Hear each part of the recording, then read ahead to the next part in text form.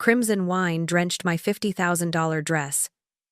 I calmly told my new daughter-in-law she had just made the gravest error of her entitled existence. I exited that gathering, wine still dripping from the luxurious fabric. By my car, my decision was firm. I would dismantle her family's empire.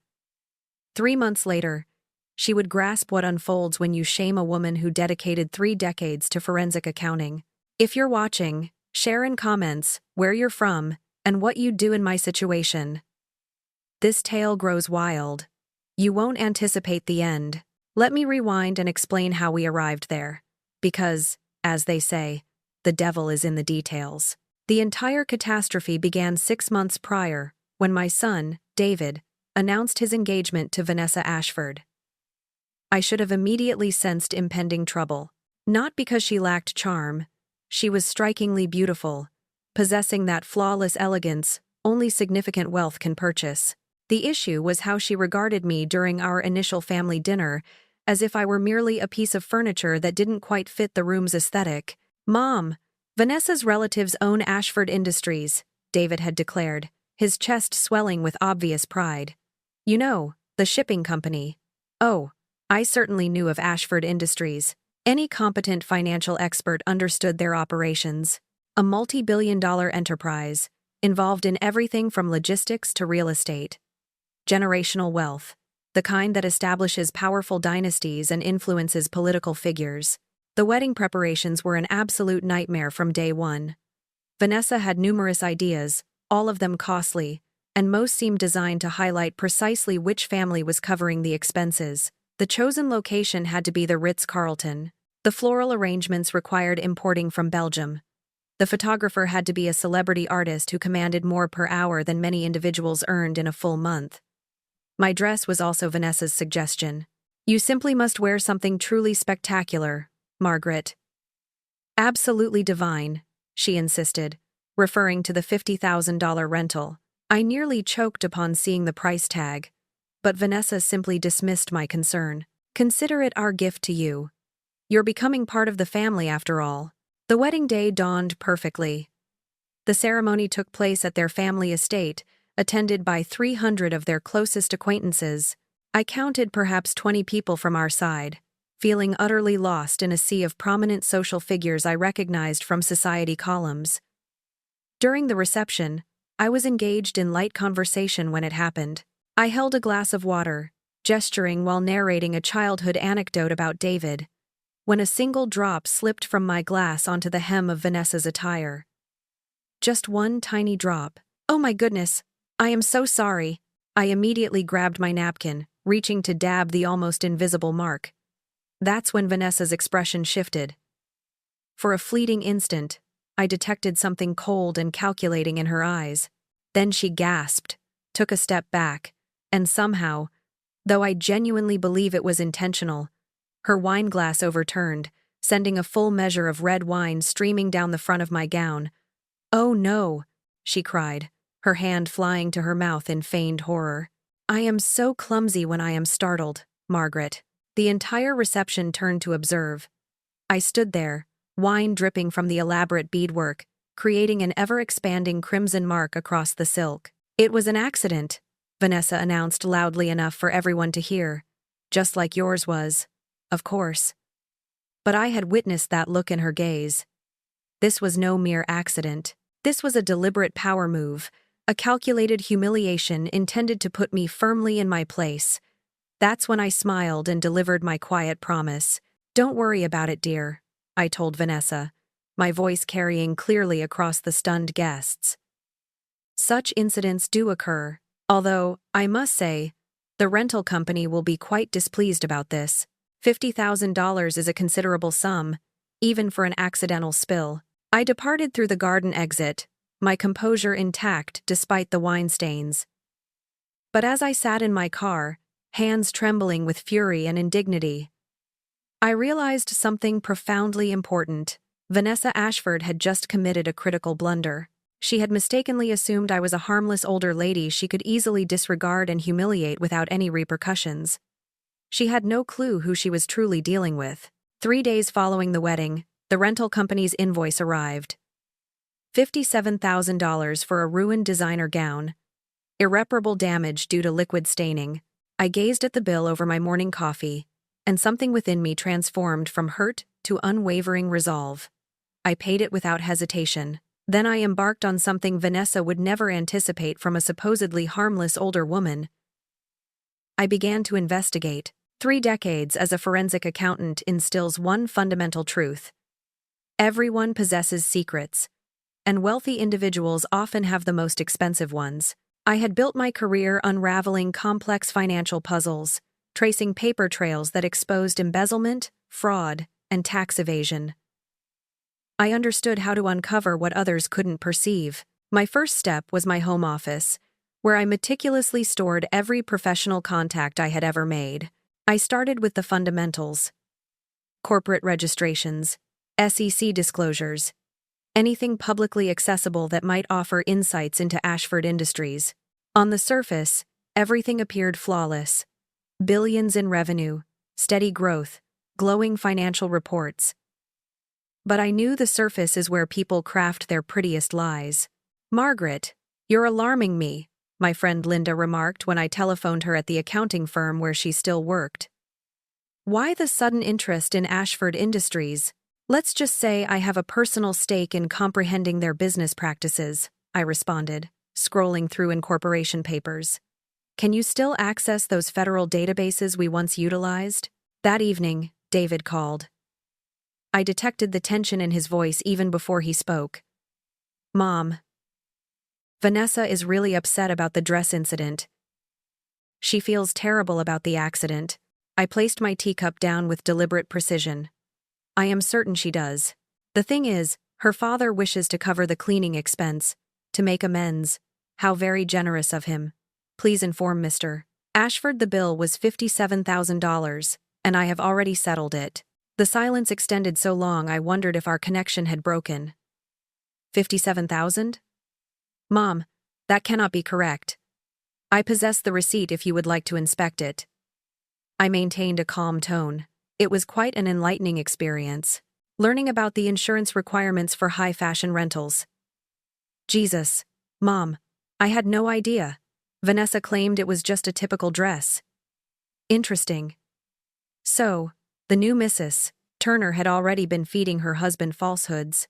Well, now you know. Consider it a wedding present for your bride, a lesson in the true expense of actions. That's not fair." "It was an accident." The words hung between us like a direct challenge. I could have revealed what I observed in his wife's gaze, the cold calculation before she deliberately spilled the wine. But David was still caught in the honeymoon glow. "Of course it was, dear. I am sure Vanessa would never intentionally humiliate anyone, especially not at her own wedding." My son was not naive. He heard the subtle sharpness in my voice. "Mom, please do not exaggerate this situation." "I am not exaggerating anything, David. But I am uncovering some highly intriguing facts about your new family." After I ended the call, I stared at the financial documents spread across my desk. Ashford Industries was immense, intricate, with connections extending into dozens of subsidiary corporations. Yet, complexity often conceals simplicity, and in my experience, when wealthy individuals construct elaborate structures, they are typically concealing something straightforward: theft. I had already identified 3 irregularities: shell companies receiving substantial payments but lacking any apparent operational purpose, shipping routes that did not align with cargo manifests, international transfers appearing designed to circumvent specific reporting mandates. It was akin to finding a loose thread on an expensive garment. You could ignore it, or you could pull it, and witness what unravels. I reached for my phone and redialed Linda's number. "It's me," I said when she answered. "How would you feel about undertaking some freelance work? The paid kind." "Margaret, what exactly are you getting involved in?" I glanced at the wine-stained dress hanging in my closet, the $57,000 reminder of my new daughter-in-law's accident. "Something I should have done years ago," I replied. "I am going to expose precisely how the Ashford family truly generates their wealth." 2 weeks into my investigation, I discovered the first undeniable evidence, buried within a subsidiary company's tax filings from 2019. Ashford Maritime Solutions had reported transporting cargo valued at $12 million through the port of Charleston. However, the customs declarations I managed to locate indicated only $8 million in declared value. $4 million in goods had seemingly vanished between the shipping manifests and the tax returns. This is just one port. 1 year. I informed Linda as we sat in my kitchen, documents spread across the table like pieces of a very costly puzzle. If they are doing this systematically, Linda let out a low whistle. We are talking about tens of millions in undeclared earnings, possibly more. My phone rang. David's customized ringtone. I considered letting it go to voicemail but answered on the 4th ring. Hello, sweetheart. Mom, we need to discuss something. Vanessa's father wishes to meet with you. My pulse quickened. Regarding what? He feels bad about the whole dress incident. He wants to take you to lunch. Perhaps discuss some business opportunities. Business opportunities. How fascinating. What kind of opportunities? He knows you are a retired accountant. He mentioned something about consulting work, assisting with some project evaluations. I looked at the evidence scattered on my table and offered a grim smile. Oh, I would absolutely love to evaluate some of their projects. The following day at Romano's, Richard Ashford was already seated upon my arrival. He rose to greet me, tall and distinguished, with silver hair and the kind of self-assured smile that emanated from never experiencing refusal. Margaret, thank you so much for agreeing to meet me. His handshake was firm, his voice cordial. I trust you do not mind, but I took the liberty of ordering wine. The 2015 Bordeaux here is outstanding. Wine? Of course. How considerate, I replied, settling into my chair. Though I believe I will stick with water for now. His smile faltered slightly. Of course. I wished to reiterate my apology for the occurrence at the wedding. Vanessa was mortified. I am sure she was. I kept my expression neutral. Incidents do happen. They do indeed, which is why I insist on compensating for the damage. I observed his face closely. The dress cost exactly what I paid for it. Something shifted in his expression. A brief flash of calculation. $57,000 seems quite excessive for a rental, do you not agree? Interesting. So, he had already done his research. I suppose that depends on whether you consider it excessive to preserve one's dignity before 300 strangers. He leaned back slightly, re-evaluating. Good. Let him understand I was not an easily intimidated widow. You are absolutely correct. Please permit me to reimburse you for the full amount.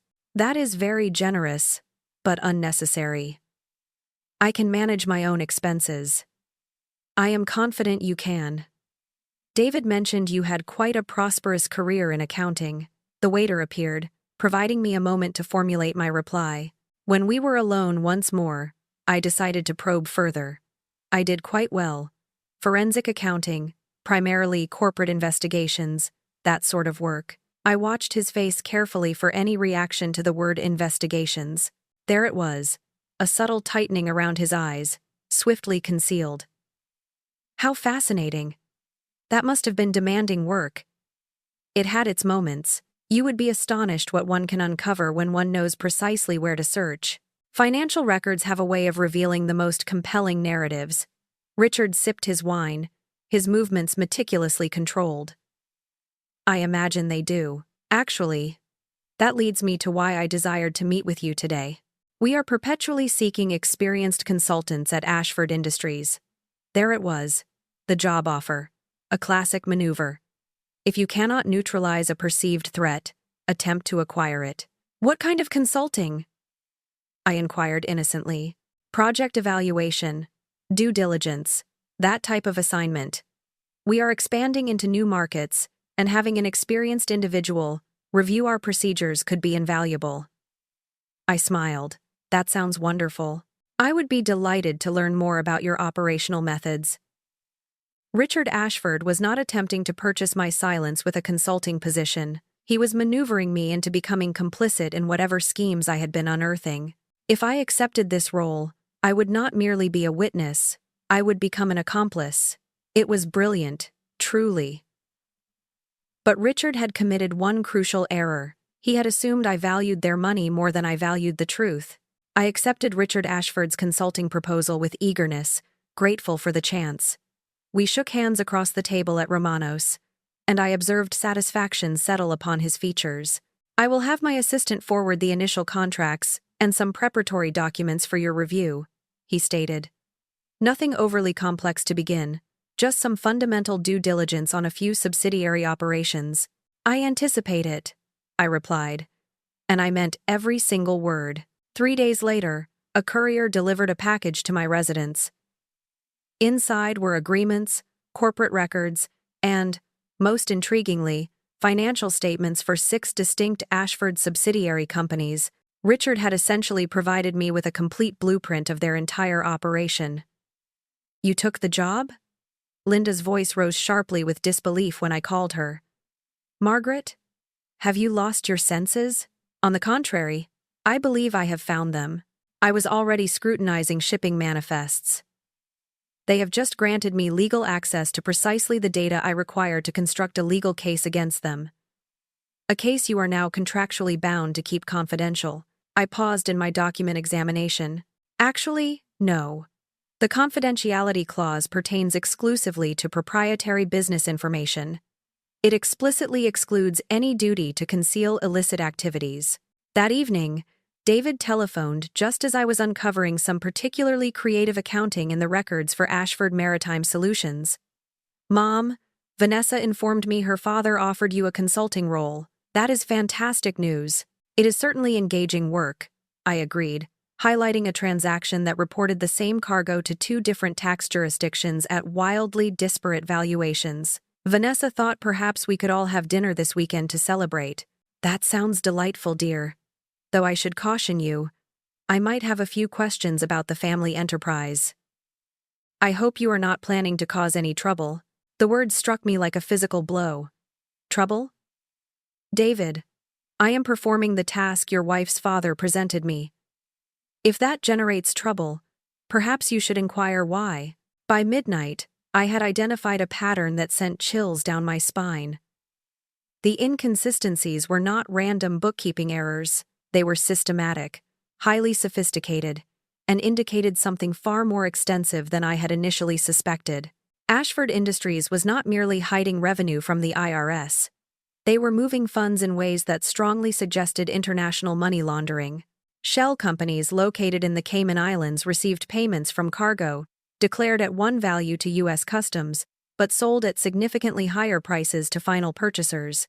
I leaned back in my chair, the enormity of my discovery settling over me. This was no longer solely about tax evasion. This was about a family that had constructed their empire on systematic criminal enterprises. My phone buzzed with a message from David. Looking forward to dinner Saturday. Vanessa is eager to see you. I stared at the text, contemplating my son's innocent enthusiasm, his beautiful, deceptive wife, and the family of criminals he had just married into. David had no inkling of what he had stumbled into, but he would listen to concrete evidence. He would have to. I picked up my pen and began compiling notes for my report. If the Ashfords desired a consultant's professional assessment of their business practices, I intended to provide them with precisely what they had requested. And when I finished, David would finally comprehend why his new family had been so keen to welcome him into their world. The real question was whether he would choose truth over comfort when that critical moment arrived. Saturday dinner at David and Vanessa's new residence was a masterclass in theatrical performance. Their home was a wedding gift from Daddy, a colonial revival valued at no less than $4 million, complete with a circular driveway and meticulously manicured gardens. Isn't it absolutely gorgeous? Vanessa enthused as she guided me through rooms that appeared staged for a glossy magazine spread. Daddy insisted on retaining his personal decorator. I offered suitably appreciative murmurs while mentally calculating the property's market worth. A conservative estimate revealed it was more money than David could earn in 50 years of marketing work. David emerged from the wine cellar carrying a bottle that likely cost more than most people's monthly car payments. Mom, you absolutely must try this. It is from the same vineyard where we vacationed for our honeymoon. I accepted the glass, noting its vintage. A 2005 Brunello de Montalcino, $1,500 a bottle. It is lovely, I remarked, taking a small sip. Though I must ask David, how exactly are you affording all of this? The query lingered in the air like a cloud of smoke. Vanessa's smile wavered, and David shifted uncomfortably. Well, Vanessa's family has been extremely generous. Generous how? I kept my tone light. Through gifts, loans, employment prospects? Mom, David's voice again carried that cautionary note. We are doing perfectly fine financially. Before either of them could respond, my phone chimed with an email notification. It was from my contact at the Treasury Department, a former colleague who owed me several favors. Margaret, I found what you were seeking. Ashford Industries flagged for suspicious activity reports in 2019 and 2021. Investigation pending but low priority due to insufficient evidence. Might be more interested now if someone possessed specific documentation. Call me. Sarah, everything all right? David inquired. Just professional matters, I replied, slipping the phone back into my purse. Actually, Vanessa interjected brightly, Daddy mentioned that you are now working on some projects for us. How thrilling! The manner in which she spoke made me scrutinize her more closely.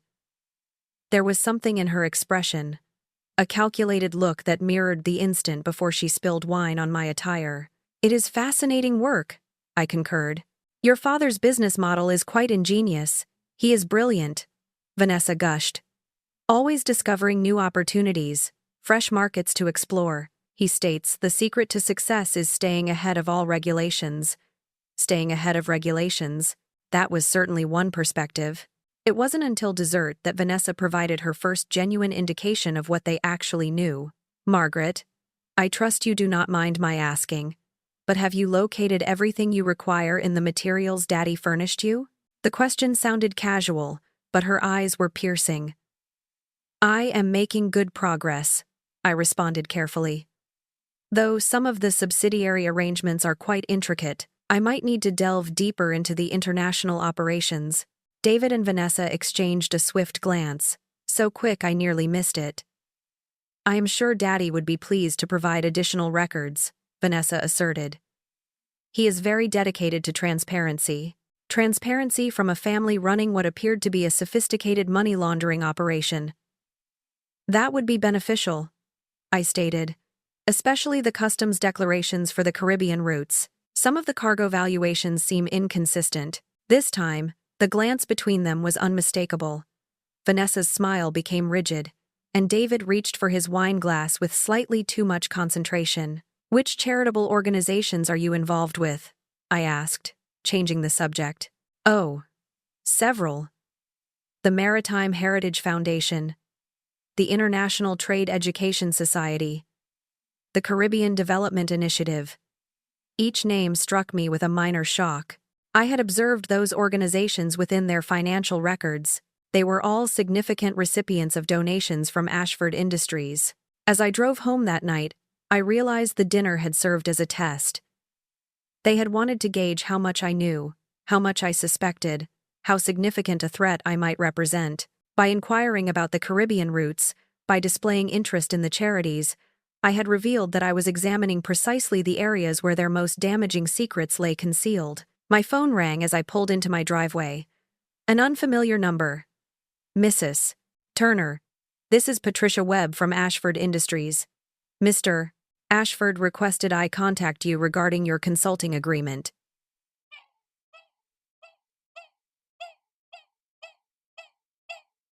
What about it? There has been a modification in the scope for the initial project. Mr. Ashford would like to arrange a meeting with you first thing Monday morning to discuss the revised parameters. They were about to attempt to restrict my access to the very information I required. The Ashfords believed they were playing chess with an amateur. They were about to discover they had invited a grandmaster to the board. Monday morning arrived, accompanied by the sort of gray December drizzle that made everything resemble a crime scene. The Ashford Industries building was a testament to corporate achievement. 30 stories of glass and steel that dominated the city skyline. Mr. Ashford will see you now, Patricia Webb announced, guiding me through hallways adorned with oil paintings that likely cost more than most people's homes. Richard's office occupied a corner of the 28th floor, with floor-to-ceiling windows offering spectacular vistas of the harbor where his shipping empire had supposedly been transporting millions of dollars in undeclared freight. Margaret, thank you for coming in. He rose from behind a desk the size of a small aircraft carrier. Please be seated. I wish to discuss your project scope, he began, sliding a manila folder across the desk. I opened the folder to find a modified contract that made my blood run cold. Where the original agreement had granted me access to subsidiary financial records, shipping manifests, and global transaction data, this new version limited my review to domestic operational efficiency protocols. In essence, they wanted me to scrutinize office supplies while remaining far away from anything that might expose actual illicit activities. This is quite a significant alteration, I noted carefully. We recognized the initial scope was perhaps overly ambitious. Starting smaller will enable you to become acquainted with our systems. The falsehood was smooth. So practiced, I almost admired his skill. I understand. And if I were to continue with my current analysis of the international shipping protocols, would that present an issue?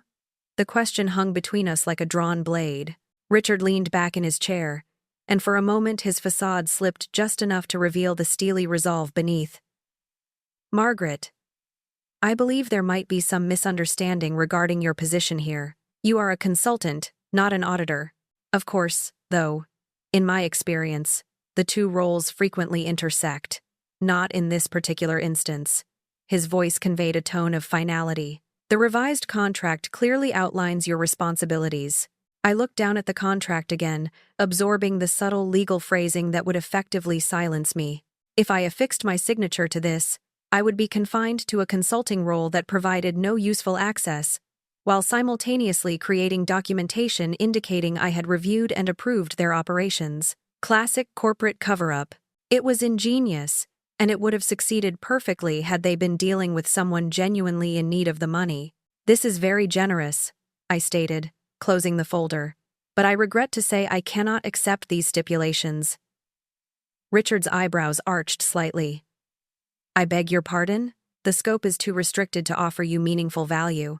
If you are not interested in a comprehensive examination, I do not believe I am the appropriate consultant for this undertaking. The silence stretched between us as Richard reevaluated. This was clearly not the reaction he had anticipated. Margaret, I hope you are not making this choice lightly. Opportunities such as this do not arise frequently. There it was. The implied threat. Play along or lose all access to the game. I comprehend entirely, I responded. However, my professional reputation is founded on delivering thorough, all-encompassing analysis. Richard stood, moving to the window with his back towards me. When he spoke again, his voice had lost all semblance of cordiality. I urge you to consider your stance carefully, Margaret. Family connections can be delicate, especially when external disputes generate unnecessary tension. Translation: if you do not retreat, we will turn your son against you. I also rose, slinging my handbag over my shoulder with deliberate composure. Mr. Ashford, I believe there has been a fundamental misapprehension about the type of individual you are engaging with. He turned from the window, his expression guarded. You see, I continued, you have erred in assuming I require anything from you. Your money, your approval, your family's acceptance. But the truth is, I need none of those things. What I do require is the truth, and I am exceptionally skilled at uncovering it. Richard's face had now become completely cold. Be extremely cautious. Margaret, you are participating in a realm you do not comprehend. I smiled. The identical smile I had given his daughter-in-law after she ruined my dress. Mr. Ashford, I have spent 3 decades untangling financial crimes far more intricate than anything your family has managed. You are not operating in a sphere I do not understand. You are playing a game I helped create. I walked to the door, then paused with my hand on the handle. Oh, and Richard, that wine your daughter spilled on my gown? I retained the receipts, an amusing aspect of evidence, It often resurfaces at the most inconvenient moments. I left him standing in his immaculate office. By the time the elevator reached the ground floor, my phone was already ringing. Sarah, from Treasury. Margaret, I just received your message about the Ashford documentation. How quickly can you deliver it to me? I stepped out into the December rain, feeling the exhilarating rush of a pursuit nearing its conclusion. How about this afternoon? I proposed. I believe it is time the Treasury Department learned precisely how the Ashford family has been staying ahead of regulations. The game was about to undergo a complete transformation. And this time, I possessed all the winning cards. Sarah from Treasury met me at a downtown coffee shop, the kind of establishment where government personnel could blend in with students and independent contractors. She appeared exactly as I remembered her. Keen eyes behind wire-rimmed spectacles, the demeanor of someone who had dedicated 2 decades to tracking financial leads. "Margaret, you brilliant mind!" she exclaimed, sifting through the documents I had brought. "This is a prosecutor's ideal scenario. You have linked transactions across 17 different subsidiary companies, 23, actually. I uncovered 6 additional ones over the weekend." I sipped my coffee, watching her face brighten. The Caribbean operations alone reveal nearly $40 million in undeclared income over 3 years. Sarah let out a low whistle. "And you obtained all this from their own internal records?" Richard Ashford personally delivered it to my home, signed, sealed, and legally acquired through a consulting contract that explicitly grants me permission to review their financial activities. "What about the confidentiality clause?" I smiled. "Refer to paragraph 7, subsection C. The confidentiality obligation specifically exempts any requirement to conceal unlawful acts." Richard's legal team was so overconfident they had engineered their own loophole. Sarah chuckled, shaking her head. These individuals genuinely believed they were untouchable, did they not? For 30 years, they were right.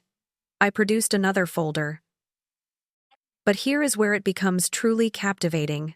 The money laundering scheme is not Richard's original idea. It is a family enterprise dating back to his father. I presented her with the historical records I had unearthed. Incorporation papers and tax filings that unveiled a pattern spanning 3 decades.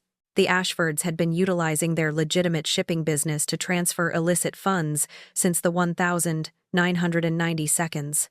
Drugs, weapons trafficking, human trafficking, they do not care what they are laundering, provided the compensation is adequate. Sarah's expression grew serious.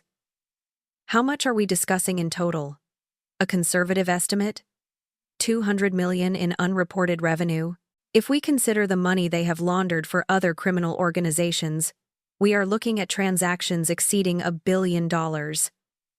She closed the folders, her thoughts clearly racing. "Margaret, do you realize what you have just given me?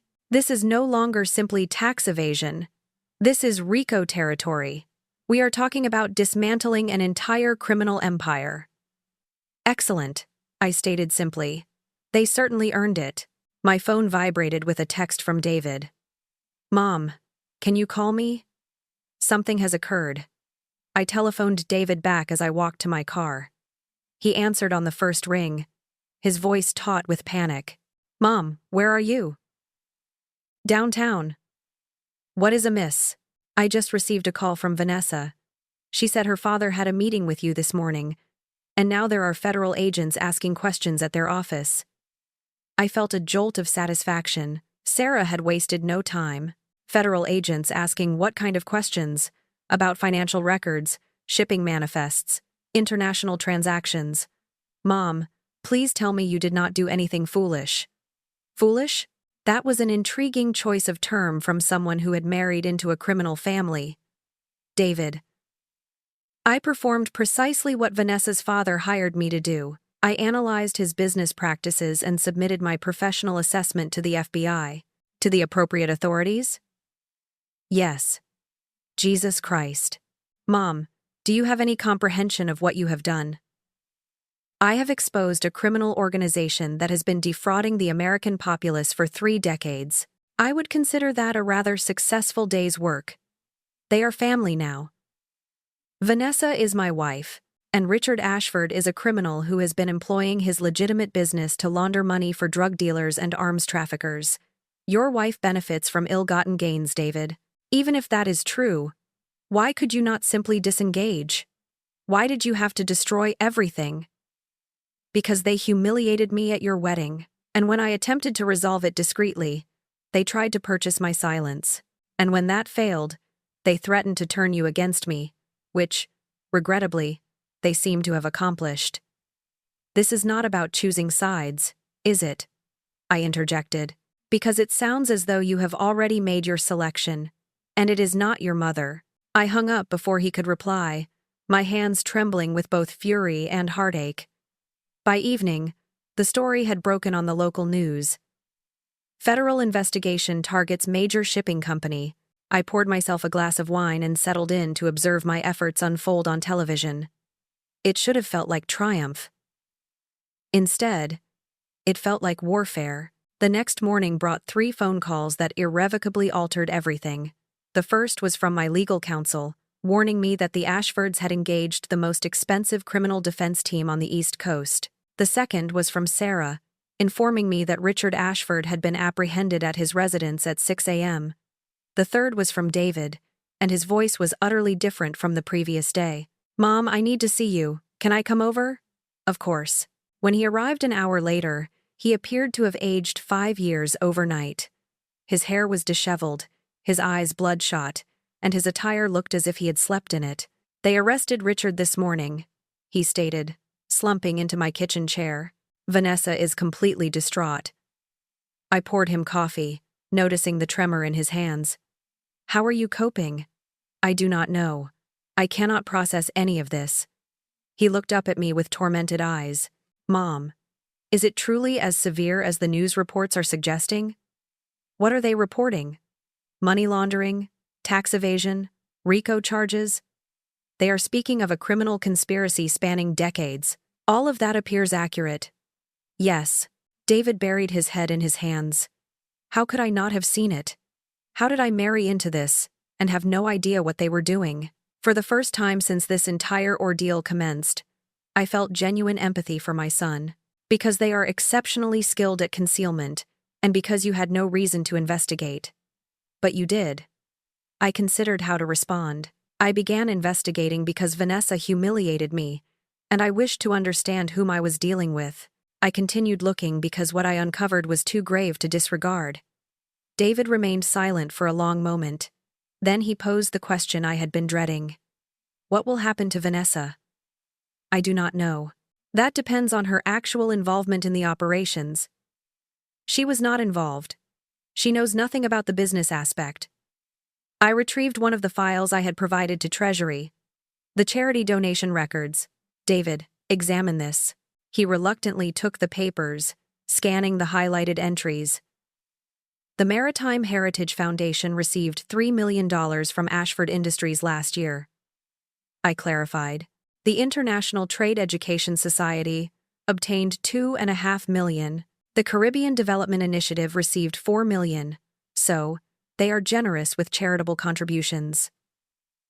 All 3 organizations are managed by Vanessa. She is the president of Maritime Heritage, the executive director of Trade Education, and the founder of Caribbean Development. David stared at the documents, the implications slowly dawning on him. "David, these are not legitimate charities. They are shell organizations designed to generate tax deductions while channeling money through the Caribbean banking system." Vanessa has been operating 3 distinct money laundering schemes disguised as humanitarian efforts. The color drained from his face. "That cannot be correct. Observe the expense reports. Maritime Heritage spent $60,000 on office supplies last month, but possesses no actual office. Trade Education paid $800,000 for educational resources to a company that does not exist." My son gazed at the evidence, and I could pinpoint the instant when his denial shattered and reality flooded in. "She lied to me," he whispered. "About everything." "I am sorry, dear." "No, you are not."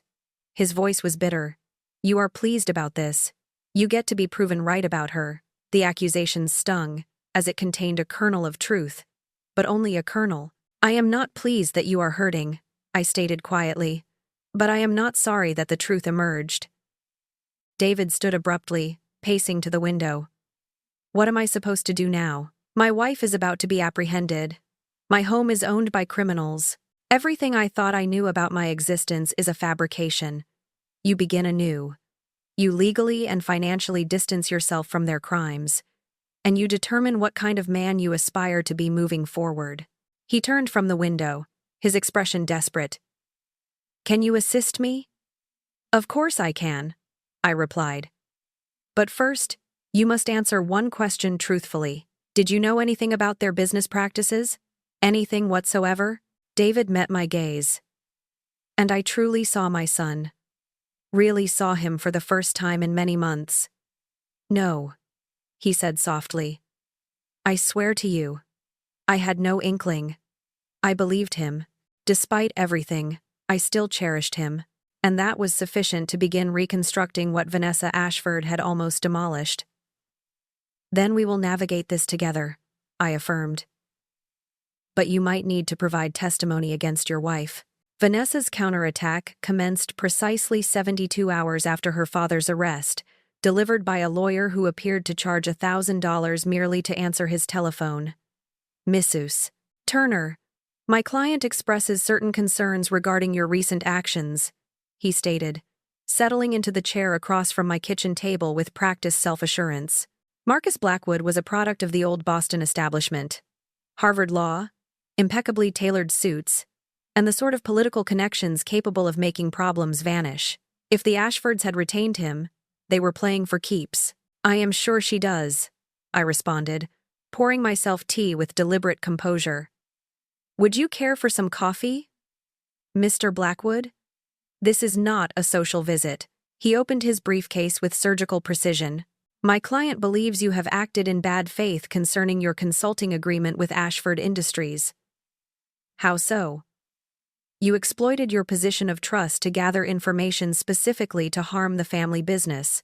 That constitutes corporate espionage, a breach of fiduciary duty, and potentially criminal conspiracy. I sipped my tea, allowing him to complete his address. Marcus Blackwood was exceptional, truly exceptional. Under different circumstances, I might have felt intimidated. Mr. Blackwood, have you actually perused the consulting contract? Of course. Then you are aware that paragraph 7, subsection C, explicitly excludes any obligation to conceal illegal activities. Your client's father signed an agreement that granted me explicit permission to report precisely what I reported. His confident expression wavered slightly. The contract was signed under false pretenses. Was it? Because, as I recall, Richard Ashford extended the position offer after I had already posed pointed questions about shipping discrepancies and customs declarations. If he chose to hire someone who was asking the correct questions, that suggests either remarkable foolishness or remarkable arrogance. My client was 19 when these alleged activities began. Your client was operating 3 distinct money laundering schemes disguised as charities, I interjected. The youngest shell company was incorporated when she was 25. Try again.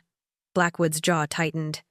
Those were legitimate charitable organizations. I produced a folder and slid it across the table. The Caribbean Development Initiative supposedly donated $2 million for hurricane relief to St. Lucia in 2023. St. Lucia experienced no hurricanes in 2023. The funds went to a bank account in Grand Cayman controlled by Vanessa's offshore trust. He did not touch the folder. Charitable organizations are permitted to make grants. The Maritime Heritage Foundation reportedly spent $800,000 on a maritime education program for underprivileged youth. The program does not exist. The money financed Vanessa's house, her vehicles, and what appears to be a very costly jewelry collection. These are accounting errors at worst. Mr. Blackwood, I leaned forward, allowing a steely edge to enter my voice. I have been tracking financial transgressions for 3 decades. I recognize the distinction between accounting errors and systemic fraud. Your client did not merely possess knowledge of her family's criminal undertakings. She was an active participant. For the first time, Marcus Blackwood looked genuinely perturbed. What do you desire? He finally asked. I desire the truth. I desire justice. And I desire my son to fully comprehend the nature of the woman he married. Your son does not have to be implicated in this. I almost chuckled at the transparent manipulation. My son is already implicated. He is married to your client. He resides in a home purchased with criminal proceeds, and he has been unknowingly benefiting from money laundering operations for months. We can shield him from what? From the truth. Blackwood altered his strategy. Mrs. Turner, you are a mother. Surely you appreciate the significance of family allegiance. Vanessa is your daughter-in-law now. She became part of my family when she deliberately spilled wine on my dress to humiliate me before 300 people. Everything that has transpired since then has been a direct consequence of that specific choice. This is about revenge. This is about consequences. Vanessa believed she could treat me with disdain because I was merely some middle-class nobody who held no importance. She was mistaken. My phone buzzed with a text from David. FBI wants to interview me tomorrow. Can you be present? I showed Blackwood the message. It seems your client's husband is prepared to cooperate with federal authorities. I would suggest you advise her to do likewise. Blackwood stood, snapping his briefcase shut with barely contained frustration. This is not over, Mrs. Turner. You are absolutely correct, I agreed. It is not over. It is merely beginning. After he departed, I telephoned Sarah to apprise her of the legal maneuvers. They are going to attempt to portray you as a vindictive mother-in-law, she cautioned. Let them try. I possess 3 decades of professional credibility and a comprehensive paper trail that demonstrates precisely how I acquired the evidence. What about your son? I gazed out at my garden. Roses and lavender that had taken years to establish, but now bloomed exquisitely with proper care. My son is going to learn that sometimes doing the right thing is also the most difficult thing. The Ashfords were about to discover that honorable men can be very formidable when they finally choose to cease being naive. The breakthrough originated from an unexpected source, Vanessa herself, in a moment of astonishing foolishness that would have been comical had it not been so utterly predictable. David called me at 7 in the morning, his voice tight with barely controlled rage. Mom, I need you to come over right now. And Mom, you were right about everything. I arrived at David's home to find FBI agents loading containers into unmarked vans while neighbors gathered on sidewalks, whispering discreetly. David met me at the entrance, his face ashen with exhaustion and shock. They arrested Vanessa an hour ago, he stated without preamble. But that is not the worst part. He led me to his home office where Agent Sarah Chen from the FBI was waiting, files spread across his desk. Mrs. Turner, Agent Chen nodded. Thank you for coming. We have a situation that I believe you will find intriguing. She gestured to bank statements and wire transfer records. Your daughter-in-law made some very poor decisions following her father's arrest. Instead of maintaining a low profile, she decided to move money. I quickly scanned the documents, my professional instincts immediately categorizing the transactions. She was attempting to liquidate assets before they could be frozen. Precisely. $18 million transferred to offshore accounts in the Cayman Islands, Switzerland, and Singapore, all within 48 hours of Richard Ashford's arrest. That is not merely money laundering, I realized. That is obstruction of justice, conspiracy to commit fraud, and destruction of evidence. Agent Chen offered a grim smile. Your daughter-in-law just transitioned from a potential witness to a primary defendant. David sank into his desk chair, staring at the evidence. She told me she was just consolidating accounts to assist with legal expenses. David, I said gently, $18 million is more than most people earn in an entire lifetime. But there is more. Agent Chen continued. The transactions Vanessa initiated led us to accounts we previously did not know existed, accounts containing records spanning 40 years. She produced another folder. The Ashford money laundering operation is not just a family enterprise.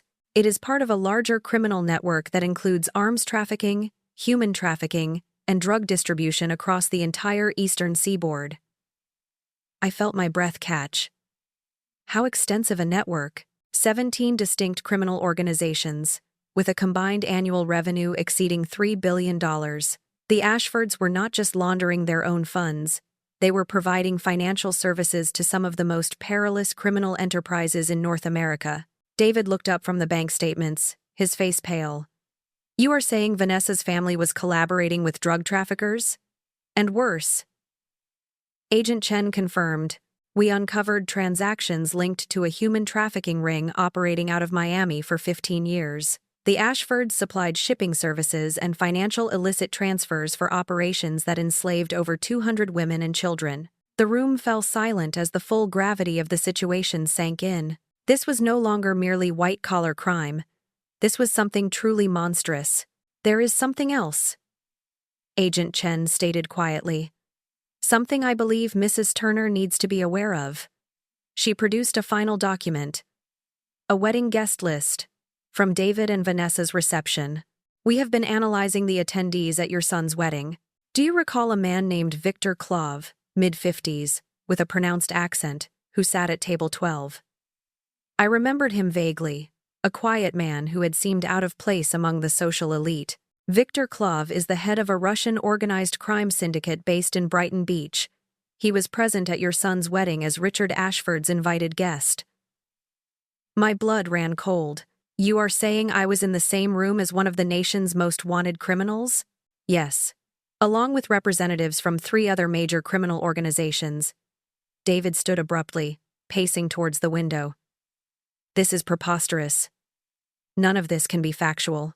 Your wedding reception was essentially a business summit for the largest criminal enterprise on the East Coast. I reflected on that evening. The elegant gathering, the costly wine. The moment Vanessa had intentionally humiliated me, that is why she did it. I suddenly realized. That is why Vanessa threw wine on my dress. Both David and Agent Chen looked at me. She was asserting dominance, demonstrating to her father's criminal associates that the family could humiliate anyone with impunity. It was not merely personal malice. It was a display of power. Agent Chen nodded slowly. These organizations value strength and scorn weakness. Publicly humiliating someone and escaping consequence would have conveyed a very clear message. David turned from the window, his expression a blend of horror and intense anger. She used our wedding to intimidate my mother in front of criminals. Your wedding was never about marriage, David, I stated softly. It was about business. You were merely the prop that lent it an air of legitimacy. For a moment, my son appeared as if he might be physically ill. Then something hardened in his expression, a resolve I had not witnessed since his teenage years. What do you require me to do? He asked Agent Chen. Testify against all of them.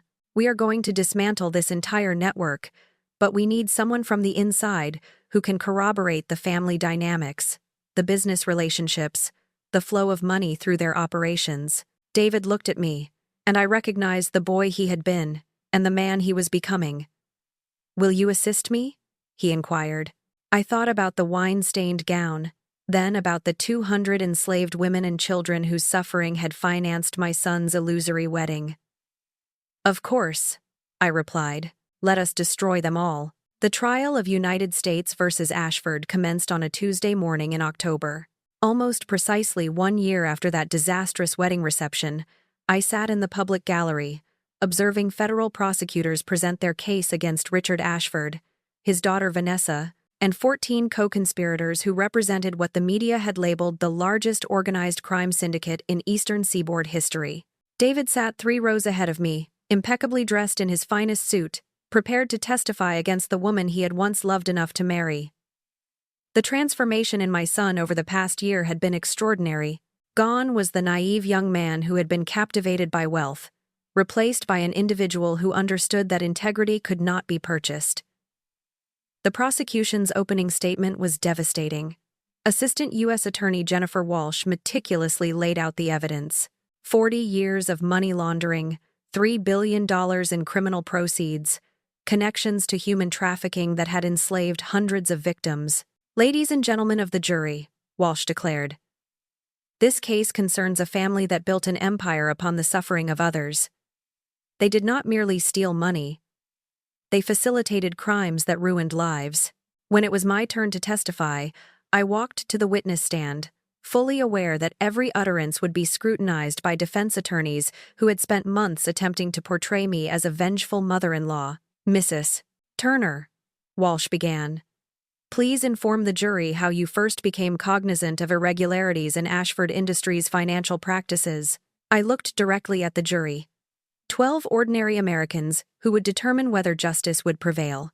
I spilled a single drop of water on my daughter-in-law's wedding dress, I stated simply. She responded by intentionally throwing wine on my $50,000 rental gown. That incident sparked my curiosity about the kind of people I was dealing with. The prosecution systematically guided me through my discoveries. The shell companies, the offshore accounts, the shipping manifests that did not correspond with customs declarations. I testified for 6 hours, answering every question with the precision that had ensured my success as a forensic accountant. Blackwood's cross-examination was predictably aggressive. "Mrs. Turner, is it not true that you initiated this investigation for purely personal motives? That you were driven by anger and a desire for retribution?" "I was driven by professional curiosity that evolved into a moral obligation," I responded. "When you uncover evidence of crimes that have harmed hundreds of innocent individuals, your personal sentiments become irrelevant." When David testified the following day, his voice remained steady as he described his gradual realization of his wife's true character. "I believed I was marrying someone who shared my values," he stated. "Instead, I married someone who perceived compassion as a weakness and law-abiding citizens as targets to be exploited." The prosecution's case was unassailable, constructed on financial records, recorded conversations, and testimony from former associates. But the pivotal moment that sealed everyone's fate occurred during Vanessa's own testimony. Against her lawyer's counsel, she had insisted on taking the stand, apparently convinced she could charm her way out of federal accusations. "Mrs. Turner," Walsh said during cross-examination, "you have testified that you had no knowledge of your family's criminal activities, but you were the president of 3 separate organizations that functioned as money laundering conduits. How do you account for that?" Vanessa's composure finally fractured. "Those were legitimate charities. We helped people." "Which people specifically?" "We provided educational opportunities." "To whom? Can you name a single beneficiary of your educational programs?" The silence extended for nearly a minute before Vanessa finally whispered, "I do not remember." "You do not remember because there were no beneficiaries, were there?" That's when Vanessa made the blunder that obliterated any sympathy she might have garnered. "So what if they were?" she retorted. "Everyone does it. Everyone with money finds ways to avoid paying taxes. The only difference is we got caught." The courtroom erupted. Judge Martinez pounded her gavel repeatedly, but the damage was irreversible. Vanessa had just confessed to criminal conspiracy in open court while displaying utter contempt for the law. The jury deliberated for less than 4 hours. Guilty on all counts. Richard Ashford received 45 years in federal prison. Vanessa received 25 years. 14 co-conspirators were given sentences ranging from 5 to 30 years. 6 months after the trial concluded, David and I had lunch at Romano's, the very same restaurant where Richard Ashford had attempted to silence me. "Any regrets?" my son inquired. I considered the question carefully. A year ago, I had been a recently divorced woman, anticipating a tranquil retirement. Now, I was a pivotal witness in one of the most significant criminal cases in federal history. "No," I stated finally, "no regrets whatsoever, even about the marriage ending, especially about the marriage ending." "David, you merit someone who loves you for who you truly are, not someone who views you as a convenient facade for illicit ventures." He nodded, stirring sweetener into his coffee. "I have been contemplating what you mentioned at the wedding reception about consequences." "What about it?" "You told Vanessa she had just made the biggest mistake of her privileged life. Did you know then how monumental that error truly was?" I smiled, recalling that instant when red wine erupted across my dress, and I realized I was confronting someone who had profoundly underestimated me. I knew she had chosen the incorrect person to humiliate. I had no idea she had chosen the absolute worst possible person, the forensic accountant. The forensic accountant, I concurred. With 3 decades of expertise, unlimited time, and absolutely nothing remaining to lose. David laughed, the first genuinely joyful sound I had heard from him in over a year. Mom, yes. Next time I remarry, will you perform a background check on her first? Sweetheart, I responded. Next time you remarry, I am conducting a background check on her entire family, their business associates, and anyone who has ever co-signed a loan with them. Deal. As we concluded our lunch, I reflected on the peculiar journey that had led us to this juncture. A year prior, I believed my life was nearing its end. Instead, I discovered that sometimes your most crucial work commences when you finally cease accepting other people's limitations on your capabilities. Vanessa Ashford had attempted to humiliate a harmless older woman at a high society wedding. Instead, she had awakened a forensic accountant with a lifetime of skills and ample time to employ them. It had been the most significant blunder of her privileged existence and the finest thing that had ever happened to mine. Thank you for listening. Do not forget to subscribe and feel free to share your own story in the comments. Your perspective is valuable.